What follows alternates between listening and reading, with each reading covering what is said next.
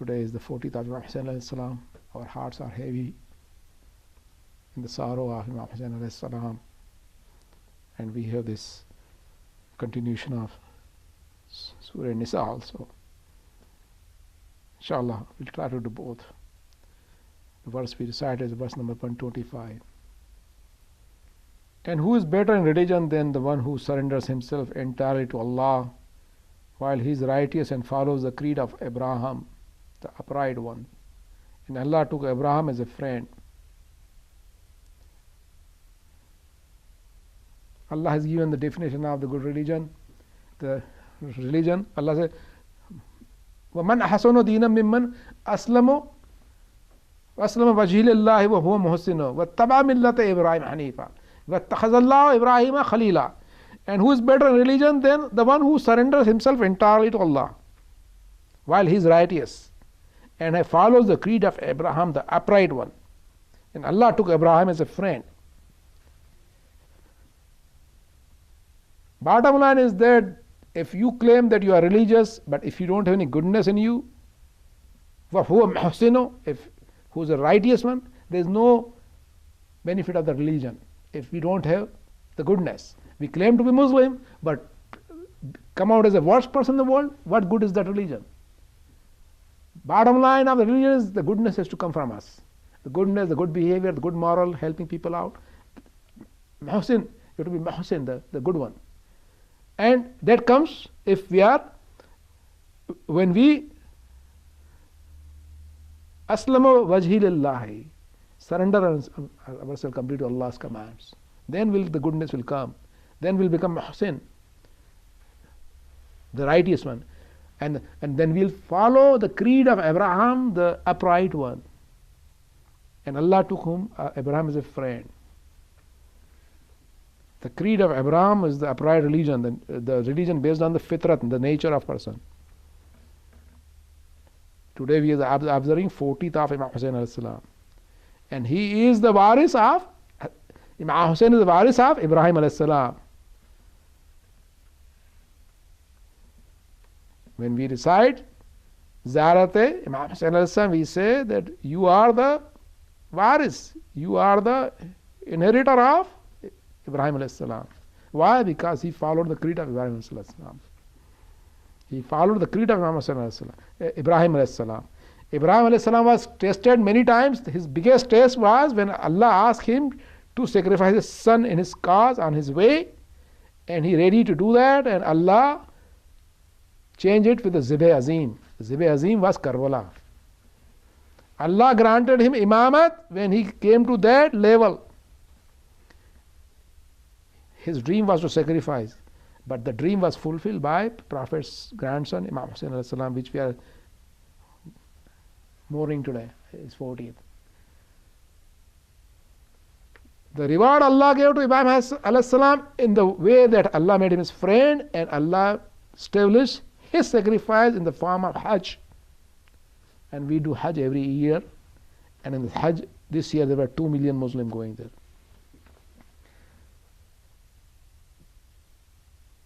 Allah gives reward to the righteous one in this world and next world.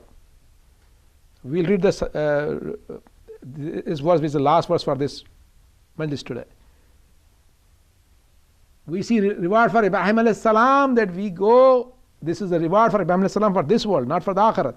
That we go Hajj and we remember Ibrahim alayhi salam. 2 million people come.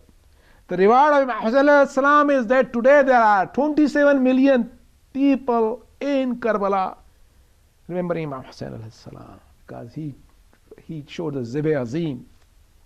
27 million. And we don't know how much it will grow till the day of judgment. The world will end with the appearance of Imam Mahdi alayhi salam and Isa alayhi salam to take the revenge of the blood of Imam Hussain alayhi salam. وَاتَّخَذَ اللَّهُ إِبْرَاهِيمَ خَلِيلًا, Allah took Ibrahim as a friend. Our sixth Imam says the meaning of friend is what? The meaning of friend is the one who is needy, who can ask his need to somebody who he trusts, that becomes a friend. Sixth Imam said about Khalil,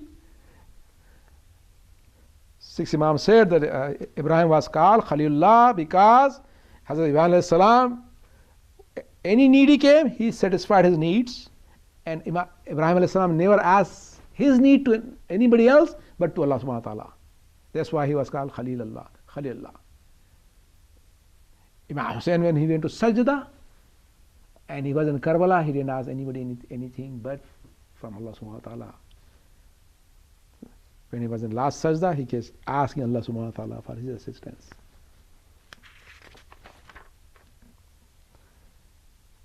When you become Allah's friend, Allah doesn't need our friendship, and Allah just gives us things. If you become friend in this world, to the big powers, to the kings, they will use you, they'll use you, abuse you, and destroy you by your friendship. But when you become friends with Allah subhanahu wa ta'ala, Allah gives you prestige and give good character and respect, and Allah doesn't take anything back from us because He is Ghani and Hamid.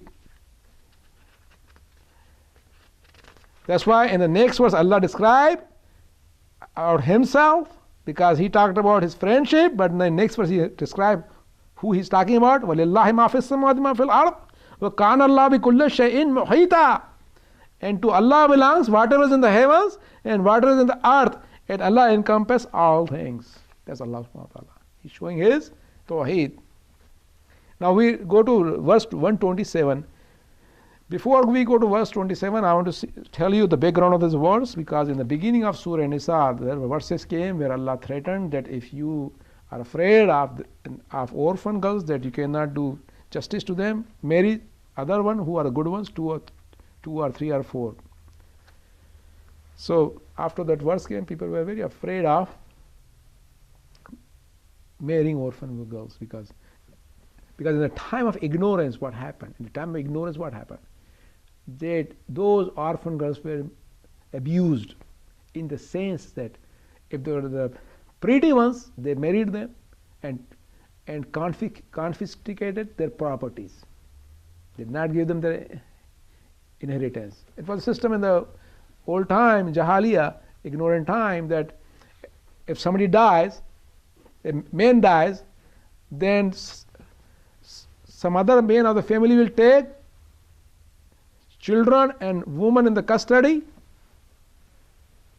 and since those are the weak ones, the women and children, they will not inherit anything. He'll take the property, he'll take the women and children. And so Allah subhanahu wa ta'ala in Surah Nisa gave the rights to the women for their inheritance and the rights to the children for their inheritance. It was Islam who started the rights for oppressed ones, women and children, especially orphans. It's the beauty of Islam.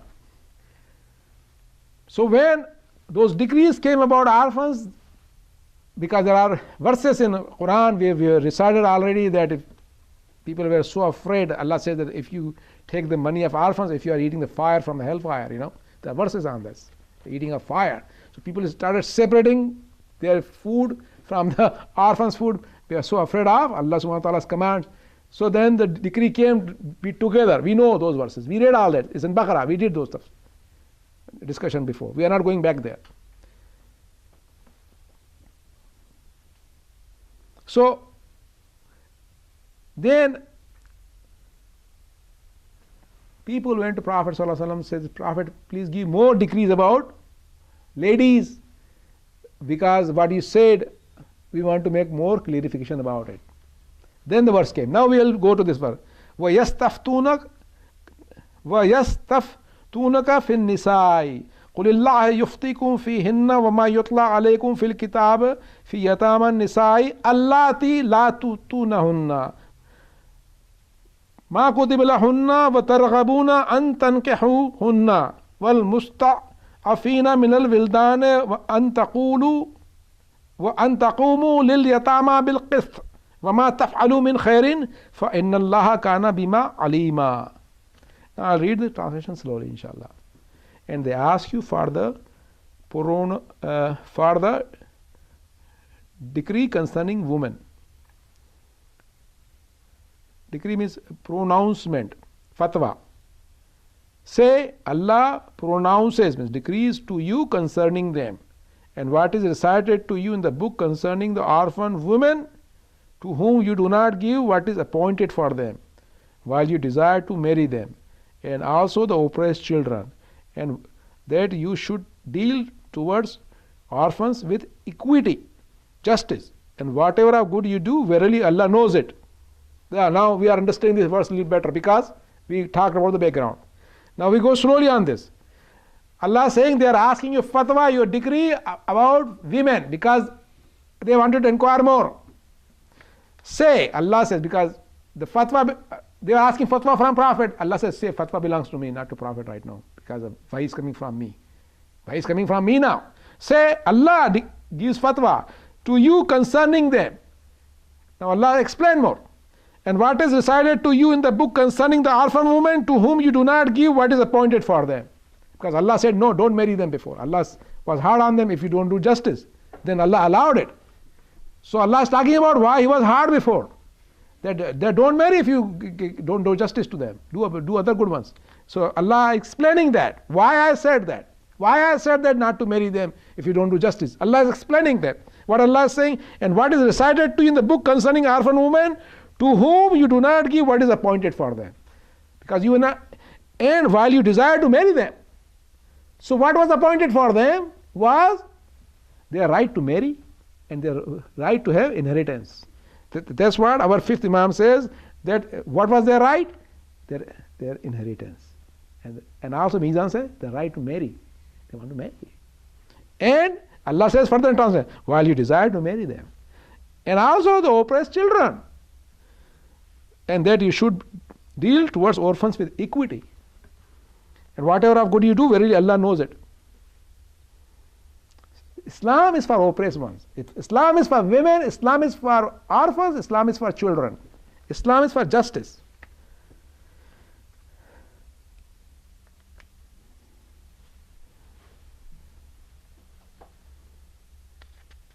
At that time, if the girl was beautiful, orphan, they'll marry her, okay? And if she was ugly, they will leave her alone, not marry her, and take away her money, so that money doesn't go out from it. So they will not marry her. So her right to marry was gone, her right to inherit her property was gone, and they'll confiscate everything. That's what Allah is talking about. The next verse goes,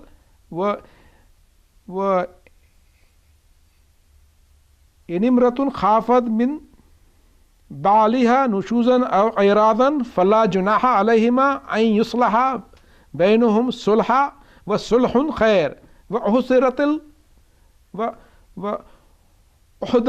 anfusu shah wa in tuhsinu wa tattaqu fa inna Allaha kana bima ta'maluna khabira. Before I go to translation of this verse, I want to give explanation so that we can get easy on this.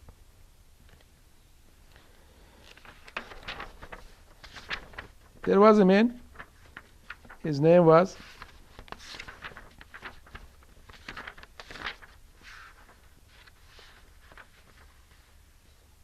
in the Prophet time there was a man, his name was Rafi ibn Khatij. And his wife was old, so he went and got married to a new wife who was young. And so he said to his wife that the previous wife, who was old one, that I will not be able to spend that much nights with you, as I will prefer this one, because she's young and I want to give her more time. So she said, no, I have the full rights with you, and I demand the full rights and equal justice. So he said that then I'll divorce you. So he gave her one divorce. They kept arguing, and she didn't change her stance, so he gave a second divorce. Then it came to the point that he wanted to give third divorce. And he said, okay, if you want total justice, I cannot do that, so you go your way, I go my way. So she said, no, I want to get some reconciliation about this matter. I'll stay with you, and you can spend 2-3 nights, and I can be okay with my one night. And they stayed together. Now we know this background. Now we'll read this verse, inshallah. Now before I go to verse, I want to explain one more. Then he got married with this second one, and then Allah sent another verse after this verse. So we keep in our mind these things. Okay, inshallah. Please start on salawat. Allahumma salli ala Muhammad. If a woman fears ill treatment from her husband or desertion, there is no sin on the couple if they effect a reconciliation between them. And reconciliation is better, but greed has been made to be present in the minds. And if you do good and keep from evil, then verily Allah is aware of what you do.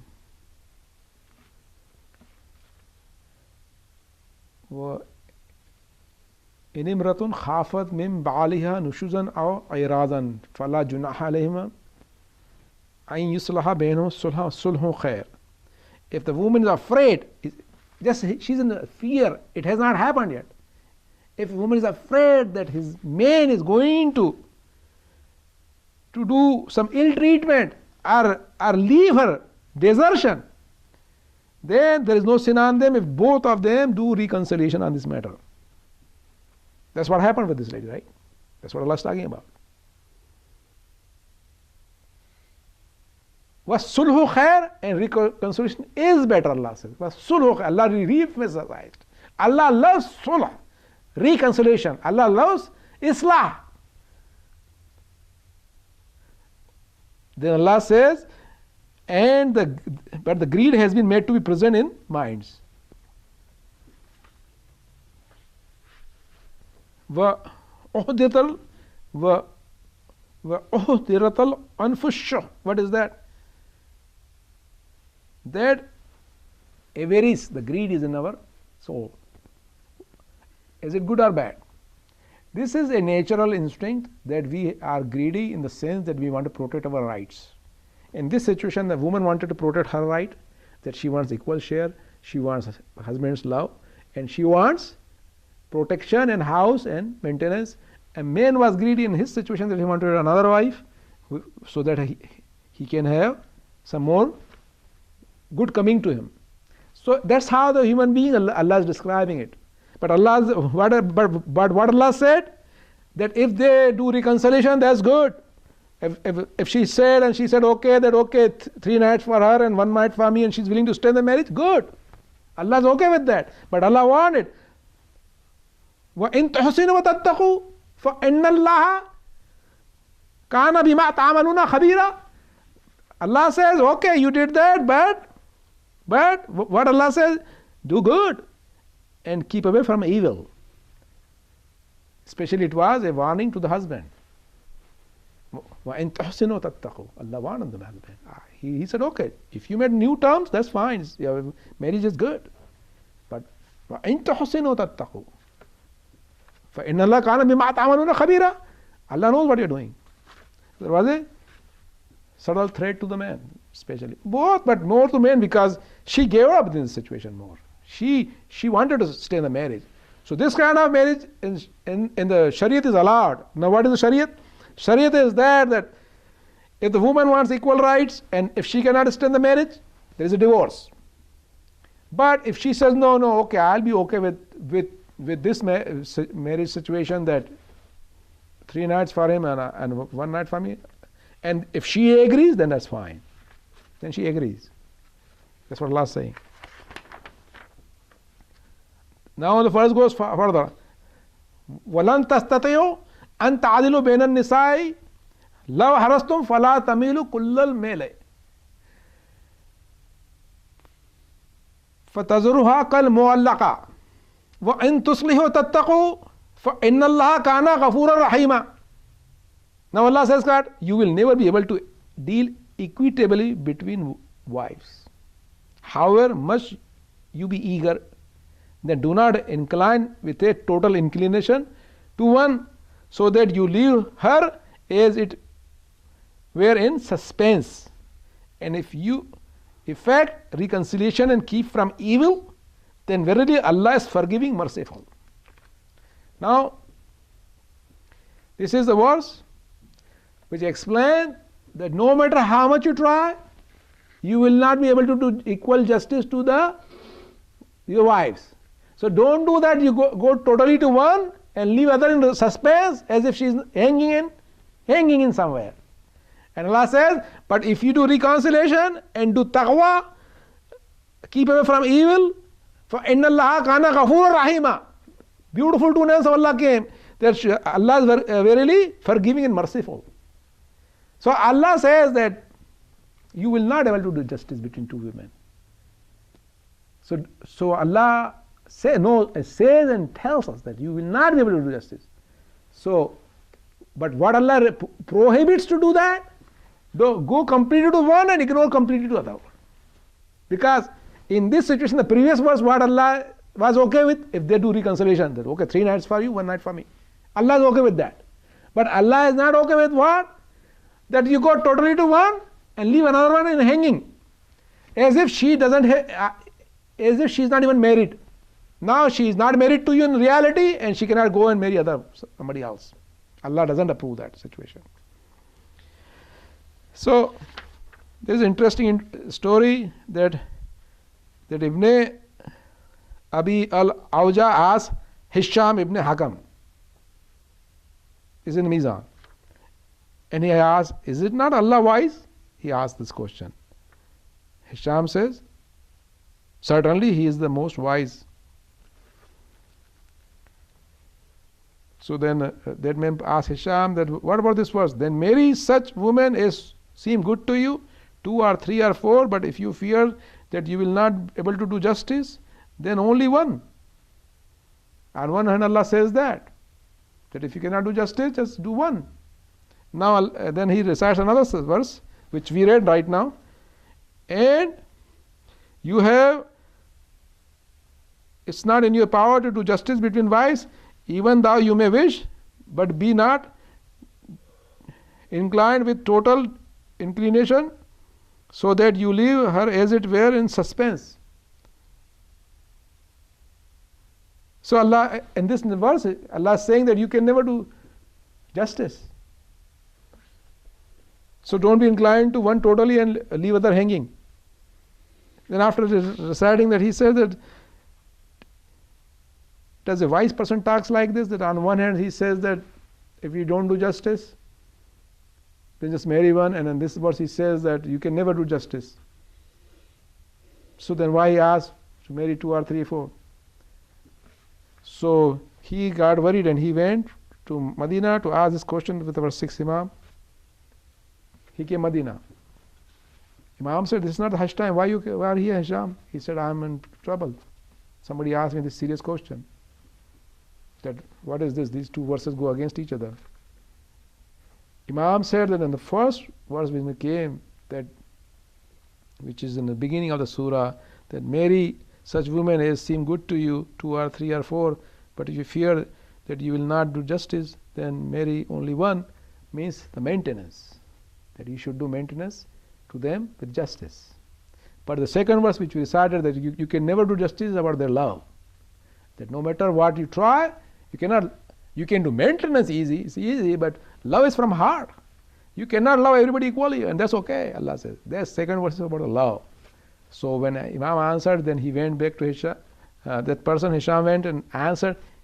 That person said, Hisham, that's not your answer. Where did you learn from? That was Imam. Wisdom, Alhamdulillah Rabbil Alameen. So Mizan has a long discussion about, because we have this now false concept in our community, and Mizan cleared it. Our false concept in community is that, oh, okay, since you cannot do justice to more than one woman, Allah says, so just marry one. So don't marry second one.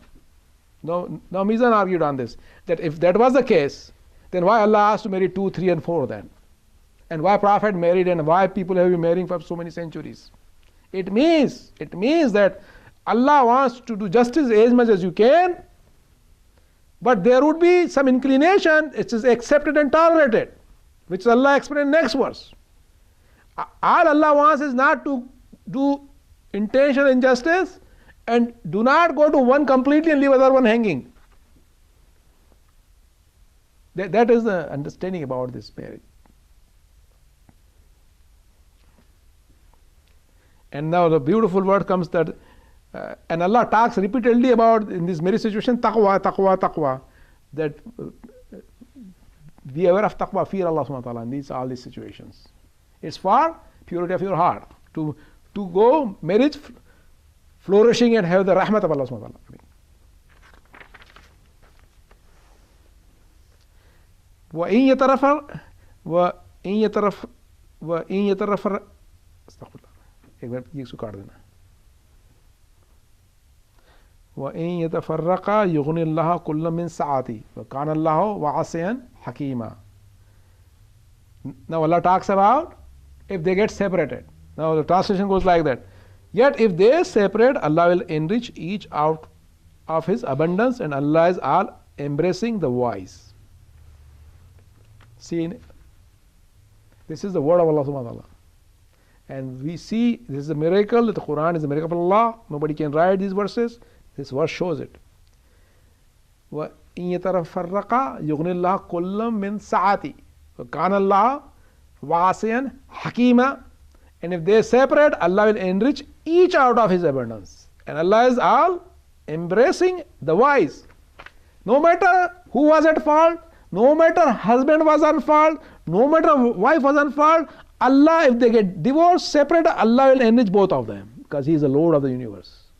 He is the Lord of the universe. He is the Lord. He'll take care of both of them. How He'll take care of them, both of them? How will He enrich them? By giving them a new partner, new spouse with a new love and new children, a new house. That's what happens, that most of, see, Allah loves marriage. Allah loves marriage. Allah loves taqwa and reconciliation, but Allah doesn't like the miserable marriage where they are stuck in, and marriage has become a pure pain in their life. Allah doesn't like it. Just for the sake that they are afraid that if they leave this marriage, they will not get anything in life. And they make it miserable. Allah is talking about, you can divorce if you cannot leave each other. Or if it's affecting your life so miserably and also affecting your religion, you can leave. Trust me, I'll take care of both of you. I'll take care of both of you. Now the next verse goes, وَلِلَّهِ مَا فِي السَّمَاوَاتِ مَا فِي الْأَرْضِ. Allah starts the next verse with the reminding, to Allah belongs what is in the heaven and what is in the earth. Why Allah says that? Why does the next verse start with this? Because Allah is showing His tawheed, that believe me, who belongs to the heavens and earth, that I am the one who is wasi', and I am the one who is hakim. I have the wasat. I have the means to give you. I am the wise one. Trust me, the universe belongs to me, that I'll create good ones for you. Why are you stuck to this situation? There are narration from the Prophet that if somebody is stuck with a mean wife and terrible wife, and he's praying to Allah, Allah help me, save me, and if he's not divorcing, Allah will not accept his prayer. Why? Because I give you right to divorce, and now you are asking me to pray, that to save from her torture. I will not accept you. You are not doing what I ask you to do. And this verse says, it's not only for men, also for women. If a man is torturous, women can leave him. But the rules, what are the rules for divorce? We are not discussing here. You can contact your marja and get the more details about it. We are not discussing that. We are just discussing this verse right now. Details, ask for marja. وَلَقَدْ وَصَّيْنَا الَّذِينَ أُوتُوا الْكِتَابَ مِنْ قَبْلِكُمْ وَإِيَّاكُمْ أَنِ اتَّقُوا اللَّهَ وَإِن تَكْفُرُوا فَإِنَّ اللَّهَ مَا فِي السَّمَاوَاتِ مَا فِي الْأَرْضِ وَكَانَ اللَّهُ غَنِيًّا حَمِيدًا. And certainly we enjoyed those who were given the book before you, and you, that you should be in the fear of Allah. And if you disbelieve, then verily to Allah belongs whatever is in the heavens and whatever is in the earth. And Allah is self-sufficient, praiseworthy. Now Allah is talking again, taqwa, fear. Allah says, certainly we did wasiyat.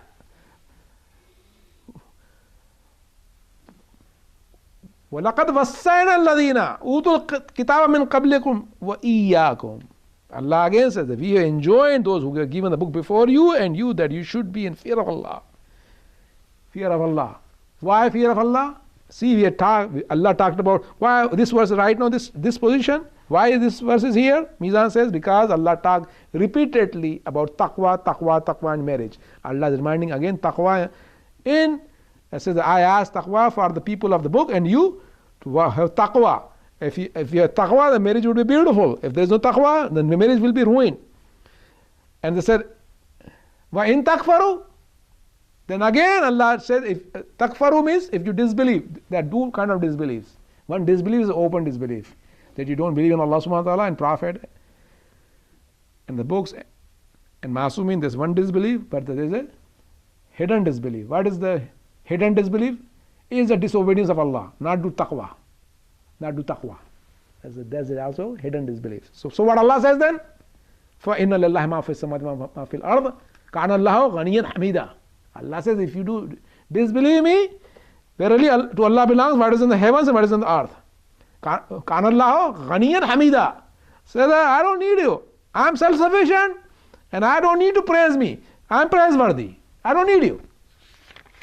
Then Allah repeat again, وَلِلَّهُ مَا فِي السَّمَاوَاتِ مَا فِي الْأَرْضِ وَكَفَى بِاللَّهِ وَكِيلًا. Allah says, and to Allah belongs what is in the heavens and what is in the earth, and Allah is sufficient as a protector. If we believe وَكَفَى بِاللَّهِ وَكِيلًا is enough for us. In the marriage situation, in divorce situation, in dealing with worldly problems, in the business, كَفَى بِاللَّهِ وَكِيلًا. كَفَى بِاللَّهِ, he is a, this verse is enough. وَلِلَّهِ مَا فِي السَّمَاوَاتِ مَا فِي الْأَرْضِ وَكَفَى بِاللَّهِ وَكِيلًا. What a verse to keep in our heart and our souls. But this verse came according to Mizan for the next verse. إِن يَشَاء يُذْهِبْكُمْ أَيُّهُمُ النَّاسُ وَيَأْتِ بِآخَرِينَ وَكَانَ اللَّهُ عَلَى ذَلِكَ قَدِيرًا. And if He pleases, He can remove you, O people, and bring others. And Allah is powerful over that. It is about taqwa again. That if you don't do taqwa, Allah will remove you, O people. Because He said in beginning, to prove this, وَلِلَّهِ مَا فِي السَّمَاوَاتِ وَالْأَرْضِ وَكَفَى بِاللَّهِ وَكِيلًا. He made the introduction to this verse. إِن يَشَاء يُذْهِبْكُمْ أَيُّهَا النَّاسُ وَيَأْتِ بِآخَرِينَ وَكَانَ اللَّهُ عَلَى ذَلِكَ قَدِيرًا. That if He pleases, He will remove you and bring the new ones, others ones. And and Allah is powerful over that. When this verse came, Prophet ﷺ was next to Salman al-Ahmadi. He showed his, he patted on his back, said, this verse came from you, for your people. So we see what happened. And there are narration from 6th Imam also, that when our Qiyam comes, our Shia will leave him and the worshipper of sun and moon will join him. Allah doesn't need us all the time if we don't do taqwa. Who will leave him? Imam? Who doesn't do taqwa? This is kind of hidden disbelief. Taqwa is key to be with our Imam. Today's 40th of Imam Hussain. Taqwa. Taqwa is key. We will be with Imam Hussain if we do taqwa. 40th is 40th when we do taqwa with Allah subhanahu wa ta'ala. Man kana yuridu thawab ad-dunya fa 'inda Allahi thawab ad-dunya wal akhirah wa kana Allahu samiyan basira. Whoever desires the reward of this world, then with Allah is the reward of this world and the hereafter. Allah is all hearing, all seeing. That's why when we go Quran teach in the Surah Baqarah, Rabbana atina fid dunya hasanatan wa fil akhirati hasanatan wa qina adhaban nar. This is the verse in the Quran Hakim, Baqarah. That Allah give reward of this world and next world. When we go to see Kaaba, Allah says in this verse, whoever desires the reward of this world, then with Allah is the reward of this world and hereafter. And Allah is all hearing, all seeing. Allah is reward for both worlds.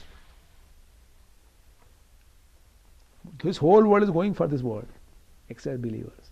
Everybody is materialistic, loving this world. Same thing was done by Bani Umayyah and Bani Abbas. They were done in luxury and palaces. And their name and fame and might. They were worldly people. So whatever they got it. They got their empire. Allah gave them empire because they wanted it. Today's Zalimin have their empire. They had their empires. But their empire was lasted very short and they were gone and still we are not hereafter. We are still in this world. Hereafter has not started yet and nobody even knows them. Imam Hussein got this world and next world. Imam Hussein, we are not in hereafter yet. We are in this world. And what Allah gave to Imam Hussein in this world? Today's 40th. Those kings wanted name and fame for this world to have the might. See the name and fame of Imam Hussein on the 40th when 27 million people are today mourning for Imam Hussein on their feet to Karbala. Which king can do that? Who the oppressor can get that kind of name and fame and glory in this world that people will walk on the feet just to give the reference? It's Imam Hussein's name and fame. Allah gives the reward of this world and next world. Imam Hussein got the reward of this world we see today. And this is the beginning of Imam Hussein's. We don't know up to the end time how many more will come for the name and fame of Imam Hussein alayhi salam. Our time will come and Isa Ruhullah will come to take the revenge of Imam Hussein's blood. That's his name and fame in this world. And the next world will be, he is the Prince of the Paradise. I conclude my majlis of 40th for this issue about people making fun of the Prophet, Allah's verses about 2 and 3 and 4 marriages. Because we read those verses in this. They came in the Surah Nissa. And people have made the polygamy as a ridiculous thing. Karbala is the healer and teacher for our social illnesses. The social illnesses which we have developed in our community about polygamy, they have made fun of it. Karbala teach it. Imam Hussein had, his first wife was Bibi Shehrbano. Shehrbano raised Imam Zainul Abidin alayhi salam. This is his first wife. His second wife was Layla. She raised Ali Akbar alayhi salam. The martyr who was a martyr of the Karbala, who was one of the greatest sacrifices for Imam Hussain alayhi salam, was Ali Akbar, who was raised by his second was Bibi Layla. The third wife, the Bibi Rabab, she raised Ali Asghar alayhi salam. And Bibi Sukaina, she raised these two beautiful gems of Karbala. Hi, when I'm describing you, I cannot describe you. When Yazid said to these ladies, this prisoner, now you can go to your home from Medina. I leave you alone from the prisons. Now all these ladies with our fourth Imam wanted to leave the prison. They